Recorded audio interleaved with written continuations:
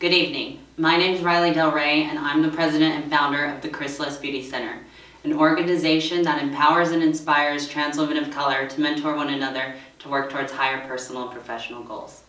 Tonight I'm going to be talking to you about a deeply personal story that I was involved with in 2015. In 2015, I was selected as a Congressional Hispanic Caucus Institute intern and placed into a congressional internship in Representative Michelle Lujan Grisham's office. During my brief 3 weeks there, I had several meetings that focused on my appearance rather than my performance. I felt that I was being unfairly harassed and bullied at the time and didn't have the wherewithal to really navigate a large institution like Capitol Hill. Ultimately, my story and my identity of being transgender is not something I disclosed to my congressional office. There was one representative, Congressman Mike Honda, that I felt I could share this story with because he praised his transgender daughter. However, I was called into a private meeting by Michelle Lujan Grisham's Chief of Staff, Dominic Cabello, and he had a conversation about me and told me that the Congresswoman was caught off guard because a member of Congress knew my name and had mentioned something personal that he could not disclose who said it or what was said. So that led me to believe that the next thing that happened, him pulling my badge and asking me to leave the office because him and the Congresswoman could no longer trust me, was because I was a transgender woman.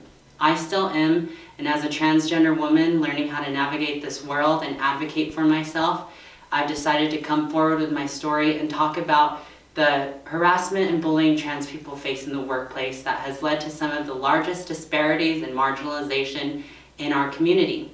Trans people are unemployed and often victimized by people in very powerful positions. That's why I'm asking voters to consider the candidates. We need a candidate that will unite us and not seek to divide or weaponize the community against trans women or tokenize other members of the LGBTQ community. Voters, I'd like you to take a look at which candidates advocate and actually will employ members of the trans community. And I'd also like to say shame on Representative Michelle Lujan Grisham for denying my claims and for trying to discredit a trans woman instead of taking the high road and apologizing and having a meeting with me and other members of the transgender community to talk about some of the issues that plague trans people in the workplace and how we can improve the workplace to allow for transgender people to have gainful employment in the mainstream economy. Now I'd like to turn it over to my protege. Hi, my name is Violet Martinez, and I'm a transgender woman of color that resides in Albuquerque, New Mexico. I would first like to thank Riley Del Rey for sharing her story and putting herself in such a vulnerable position in terms of the political situations at the moment. I met Riley as she was my supervisor for an internship that was held by a local organization, which centered lesbian, gay, bisexual, and transgender youth. Through this internship, we were able to create a successful campaign that centered mental health and LGBTQ youth. Once the internship ended, me and Riley continued to work on issues which centered trans women of color, the advancement for sex workers, and civic engagement for queer youth. Riley was in charge of most of these projects, and I aided her with the production of them.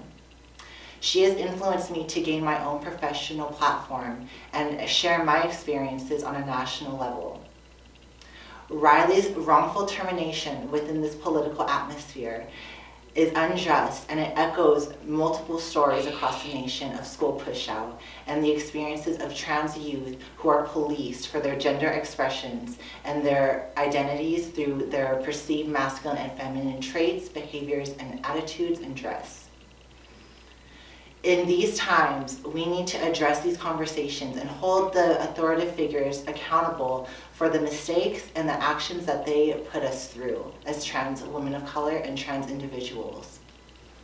Michelle Lujan Grisham needs to be addressed and held accountable for this wrongful termination, and Riley Del Rey is bringing this to the forefront, not just for herself, but for the thousands and millions of trans people across the nation. That's why we'd like to challenge the gay and lesbian community to address the trans misogyny that's so deeply embedded in our professional and civic societies. That's why we're asking you now to show up for trans women of color. and to show up for trans youth.